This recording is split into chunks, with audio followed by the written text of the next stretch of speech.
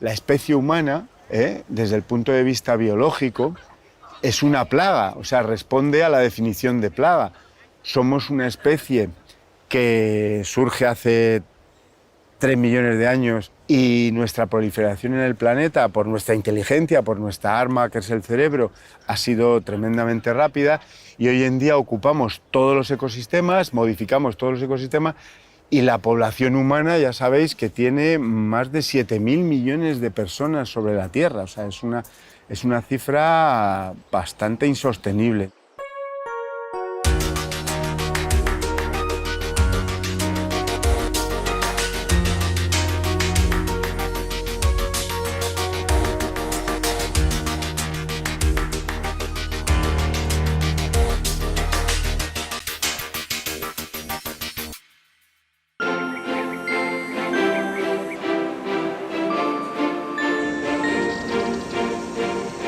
Una plaga es una proliferación de determinadas especies que se disparan su número de individuos por una fuente de alimento muy abundante en un momento concreto que encuentran un hábitat totalmente favorable para ellas. Existen varias definiciones sobre el concepto de plaga. Según la Real Academia Española, se define como la aparición masiva y repentina de seres vivos de la misma especie que causan daño en poblaciones animales o vegetales. Por ejemplo, si pensamos en plagas agrícolas, pues plaga agrícola está considerado como un concepto en el cual un organismo está ocasionando daños, pero daños vistos desde un punto de vista antropocéntrico, o sea, daños económicos, sociales, medioambientales a una sociedad o a un ser humano, por medio de la pérdida económica, por ejemplo, en cosecha dentro de un cultivo. Podemos considerar que son alteraciones medioambientales que desembocan en desequilibrios medioambientales. ¿Quién está en el origen de estas alteraciones medioambientales? Pues fundamentalmente el hombre, la acción antrópica. Somos nosotros quienes estamos alterando el medio ambiente y estas alteraciones están produciendo desequilibrios medioambientales que están realmente en el origen de las plagas. Hoy en día se conocen plagas a todos los niveles, provocadas por microorganismos como virus o bacterias y por vertebrados como los roedores, aunque las más conocidas son sobre todo las de insectos y hongos. Y aunque el concepto de plaga realmente no ha cambiado demasiado con el paso del tiempo, lo que sí ha cambiado es la forma de abordar el problema, los métodos para controlarlas. La forma tradicional, por decirlo de alguna manera, de controlar las plagas ha sido recurrir a los productos químicos de síntesis, los insecticidas químicos de síntesis. Cuando se descubrieron, se desarrollaron y se empezaron a aplicar de forma masiva en la segunda mitad del siglo pasado, se pensó que era la solución ideal. Son baratos de producir, fáciles de aplicar y bastante eficaces. El problema fue que se empleó de tal manera que incluso se programaban tratamientos periódicos, hubiera insectos o no en el cultivo. Esto llevó a graves problemas ambientales, graves problemas de salud y además a seleccionar poblaciones de insectos resistentes a esos insecticidas. Dentro de las distintas herramientas o métodos de control encontramos, por ejemplo, pues el uso de plantas resistentes, modificando el genoma de la planta para que pueda ser más fuerte ante la lucha contra la plaga o la enfermedad. Están también una serie de métodos culturales que son prácticas que debería llevar el agricultor a cabo durante la cosecha, sobre todo para intentar, pues eso, salvar el cultivo.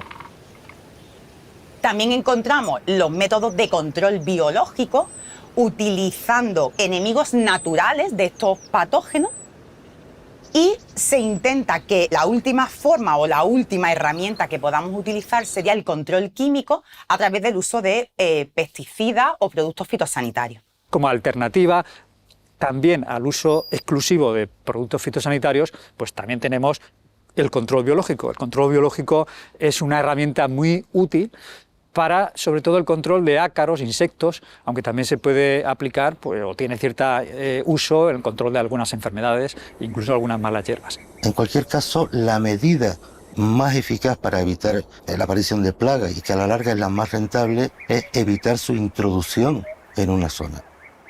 Cuando viajamos a otros sitios, tenemos la costumbre de traer productos vegetales en las maletas.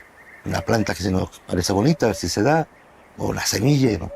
Eso que viene sin control fitosanitario es un riesgo muy grave para los cultivos locales.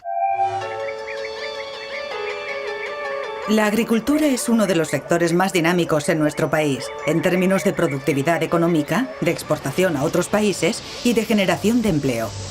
Por este motivo, cada vez hay más labor de investigación sobre el control de plagas que afectan a cultivos y bosques. Mi trabajo consiste en la inventariación de especies alóctonas que están invadiendo nuestros paisajes y luego en la salud de los ecosistemas, cómo están afectando la introducción de estas especies a determinados bosques, determinados paisajes, que es gravísimo. La otra línea tiene que ver con los árboles y los bosques. Estamos trabajando en las nuevas enfermedades de los árboles.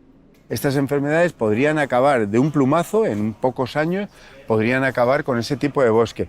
Y tenemos que imaginar lo terrible que sería que de repente desaparecieran todas las encinas de este país por una enfermedad, ¿no? Esas son las famosas enfermedades nuevas, formadas por plagas fúngicas, plagas de insectos, y cómo eso se puede combatir sin fumigar con sustancias químicas peligrosas. En nuestro grupo de investigación llevamos trabajando casi 30 años en el tema de la protección vegetal, tanto a nivel de cultivo como plantas ornamentales, incluso en espacios naturales. Tratamos de buscar herramientas para realizar esa protección mediante control biológico o productos bioactivos derivados tanto de hongos endófitos como de plantas.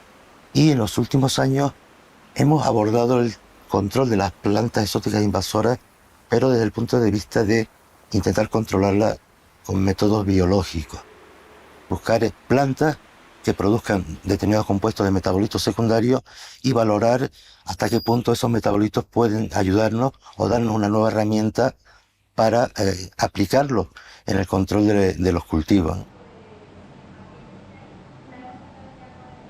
Nuestra investigación está basada en llevar a cabo un control químico lo más sostenible posible de dos enfermedades que son bastante importantes tanto en España como a nivel mundial, que son el oidio de las cucurbitáceas y la botrytis, producida por dos hongos que son Podophera santi y Botrytis cinerea respectivamente.